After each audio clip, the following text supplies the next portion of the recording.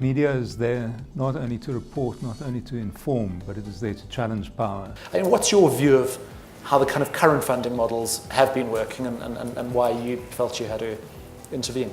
This is not just an Africa-wide issue. I think globally, how media has been funded traditionally, that's gone, it's dead. I think I saw a recent statistic that Google and Facebook are now, they'll be on a panel, maybe they can tell us more, 98% of ad revenues are going through them, which just tells you how dramatically things have changed. So I think if one wants to look at how the role of the media is changing, one has to first take a step back. When one often saw newspapers at the forefront of highlighting the abuses of human rights that were happening. So in that sense, the media were really essential in the transition to democracy.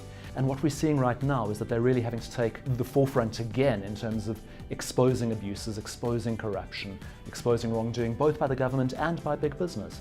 Like elsewhere, the biggest challenges for South African media is the commercial model, the business model that's failing. So where to find the income to pay the journalists, to rake the muck and present it to audiences, that's a big challenge. You raised the point of sustainability, and we have very recently seen the audit report on the financials of the broadcaster. What is going wrong and how does one fix it? We need very good people to come in, and I think for starters, if you're going to be looking at a CEO for the SABC, you would need somebody that has got both radio and television broadcasting experience at a particular level in the organization. Whether those people are from within the SABC or from outside is something else, but you really need very good people. Another issue, and we're seeing that worldwide, so it's not unique to South Africa, is about winning and retaining the trust of audiences, where you really have people who are unable to differentiate between a story that appears on their Facebook feed or Twitter or WhatsApp, unable to actually know what's true and what's not, and that's a major challenge here as elsewhere. Google's had to literally change its algorithms in order to de-rank, in a sense, some of the content that's being created to lift up more authoritative sources. So it's had a deep impact on how Google actually tries to view the world. When one looks at what policymakers should be doing, I mean, the key issue here is the national broadcaster. You have an institution that has reach right out into the most rural areas, through radio, in local languages that people speak.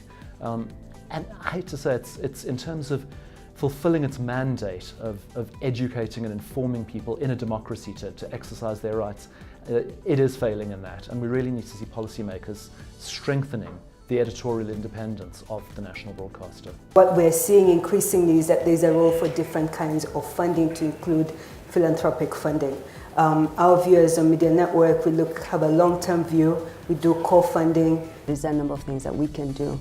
First is to take a more long-term view and treat independent and investigative media as a public good, and say for a functioning, democratic, empowered society, you need the independent media. It's not a nice to have, it's an essential.